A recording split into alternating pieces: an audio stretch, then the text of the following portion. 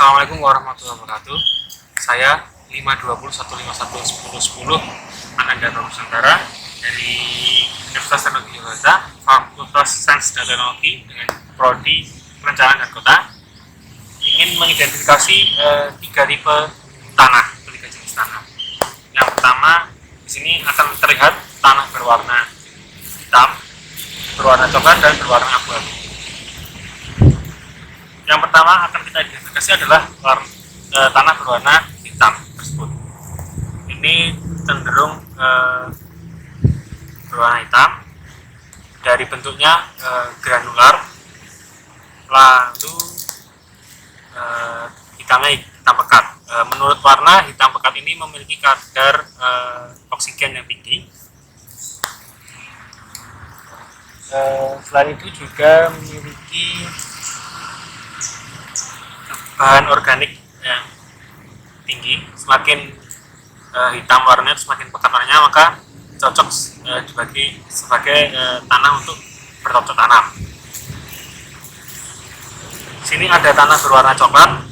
Tanah berwarna coklat ini masih tergolong memiliki oksigen yang standar dan bahan organik standar, dan masih mampu untuk dijadikan tanah sebagai bercocok tanam. Nah, di satunya lagi ini adalah tanah berwarna abu-abu. Ini kalau dilihat dari tipenya, ini bertipe satu butiran atau pasir. Ini berwarna abu-abu, maka cenderung tidak memiliki kadar oksigen yang tinggi dan bahan organiknya tinggi. Namun dia memiliki kadar besi atau kadar Fe yang cukup tinggi. Kadar Fe sendiri semakin cerah warna dari tanah tersebut, maka akan menjadikan tanah ini memiliki kadar besi yang tinggi. Lalu kita akan menguji strukturnya dengan cara kita mengambil sedikit tanah, lalu kita tuangkan air sedikit. Fungsinya di sini agar kita bisa merasakan bahwa bagaimana tekstur tanah tersebut. Tekstur tanahnya ketika diberi air menggumpal, butirannya tipis sekali. Ini ada batu ya. Nah, ini bisa dilihat seperti ini. Ini menggumpal, lalu halus, butirannya tipis. Nah, maka dapat diidentifikasi bahwa tanah ini berujung tanah humus atau tanah yang dibuat sebagai tanah untuk bercocok tanam. Ya, tanah ini memang sedikit memiliki tekstur yang agak berbeda dari tanah humus lainnya, karena di daerah Yogyakarta ini dulunya pernah terjadi hujan abu vulkanik, sehingga beberapa tanah humus pun juga tercampur dengan abu vulkanik, dimana kita bisa lihat bahwa abu vulkanik ini rasanya cukup beda dengan dari yang lain. Cuman masih ini sekitar kadarnya mungkin 90% tanah humus, 10% abu vulkanik. Kita teruskan lalu kita akan coba ke tanah yang coklat. Sedikit saja. Ini cenderung lebih sedikit kasar dari tanah yang hitam, cuman masih halus, agak ada yang berpisah seperti ini. Ini masih agak kasar. Jika dikasih air, maka akan terlihat menguning ya, lebih cerah. Nah, ini tandanya walaupun begini, ini masih bisa digunakan bercocok tanam, masih memiliki kadar karbon,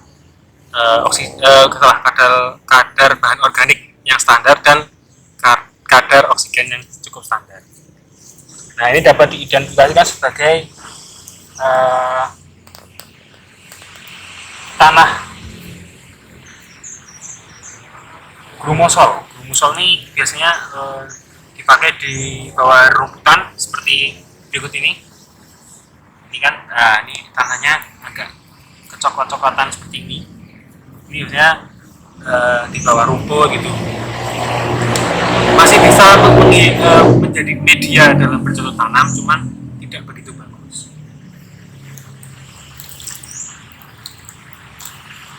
Lalu kita lanjut ke yang berikutnya. Sini ada pasir. Nah, dari pasir ini walaupun sudah terkena sedikit air, ini sudah terlihat cukup mengikat. Nah, kita akan kasih sedikit lagi. Nah, ini cenderung ya. Nah, ini ketika dikasih air tidak langsung meresap, tapi mengendang dulu di atas. Nah, ini cenderung kedap air. Karena kenapa kedap air? Karena di sini mengandung kadar besi yang tinggi. Besi yang tinggi ini cukup sulit menyerap air. Jadi ini tidak baik untuk sebagai bercocok tanam. Jika wilayah kita lebih rentan dengan kadar pasir, maka akan lebih rentan juga air tidak akan meresap ke dalam bumi atau ke dalam tanah. Dia akan lebih cenderung mengendang dulu, walaupun nantinya juga akan meresap. Nah, ini teksturnya lebih halus dari yang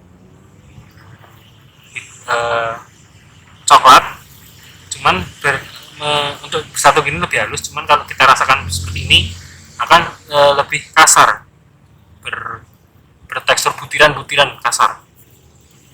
Tapi ketika menjadi seperti ini akan lebih halus, lebih empuk gitu.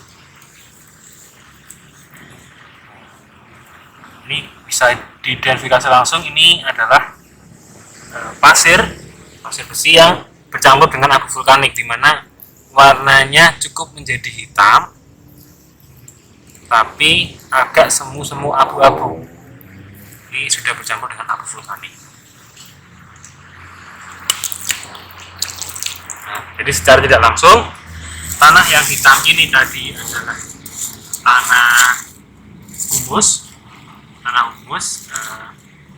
yang berwarna hitam, cenderung pekat, memiliki kadar oksigen yang tinggi, bahan organiknya tinggi, mampu dijadikan media bercocok tanam.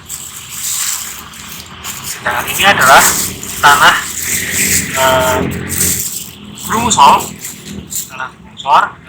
Ini masih memiliki kadar oksigen tapi standar, dan kadar bahan organik yang standar,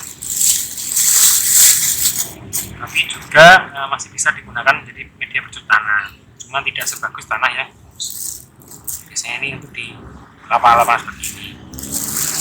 Nah, lalu yang saya lupa menyampaikan bahwa ini tadi berbentuk granular ya, lalu yang ini berbentuk membulat,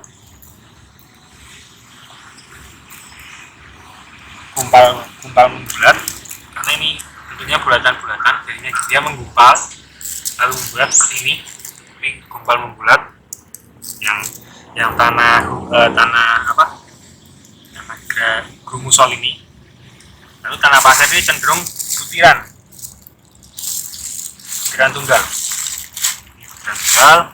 Kasih langsung bahwa ini pasir bercampur dengan abu vulkanik, memiliki kadar besi yang tinggi, namun bahan organiknya rendah, lalu kadar oksigennya juga rendah, dan sulit sukar mengikat air.